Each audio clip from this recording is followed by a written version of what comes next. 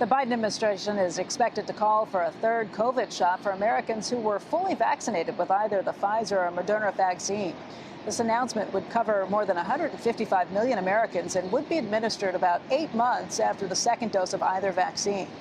Joining us right now to talk about that and much more is Dr. Scott Gottlieb, the former FDA commissioner and a CNBC contributor. He also serves on the boards of both Pfizer and Illumina.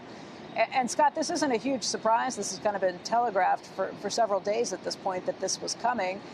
But what does this mean? How will it, and I guess more importantly, how will it practically work out?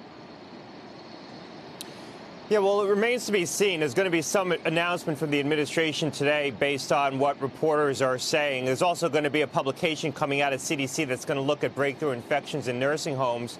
I haven't seen it yet. It's a Morbidity and Mortality Weekly report, but I believe it's going to be consistent with the data that leaked to the Washington Post about a month ago, which showed rising infections among vaccinated individuals in nursing homes. Still good protection against severe disease and hospitalization, but more and more breakthrough infections, which is an indication of declining immunity. You worry about that in a high-risk population like a nursing home population.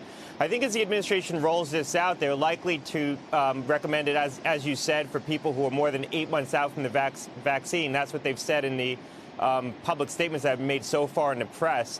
But they're also likely to narrow it to people who are higher risk, so people above the age of 60, people who have high-risk medical conditions, people who live in congregate settings like nursing homes. I think that's likely to be the first tranche of individuals who get a booster shot. It's also, frankly, the first tranche of individuals who got the original vaccine. So those are the ones who are furthest out from their vaccination. It would also include healthcare workers, I believe, because if you remember, some of the first people to get vaccinated last December and January were healthcare workers. So they were also 8 months out from their original vaccine at this point. And one final point, there's two things going on here.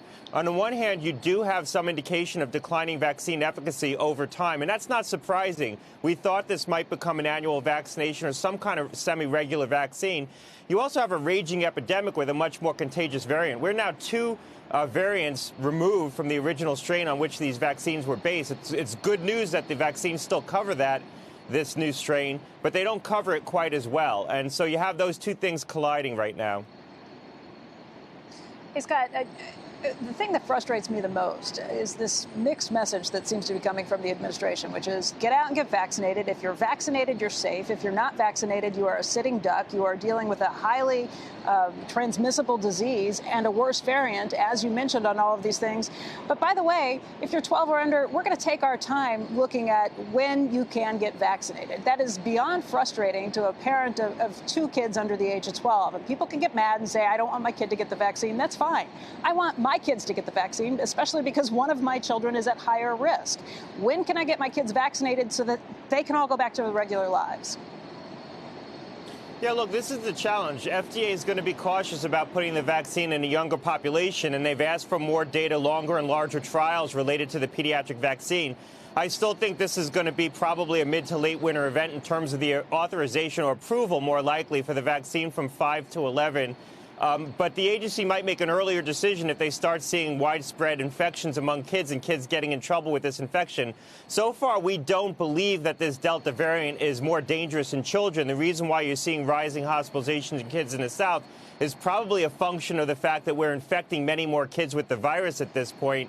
The proportion of kids getting in trouble probably hasn't risen appreciably, if it's risen at all. We're not really detecting that, but you're probably having many more kids getting infected. Look, kids are at risk when they go back to school this fall. There's no question about that.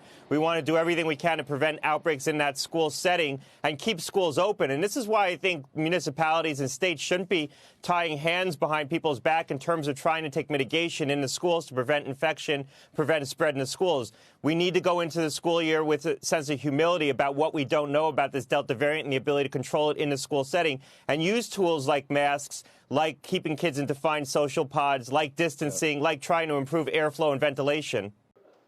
Shepard Smith here. Thanks for watching CNBC on YouTube.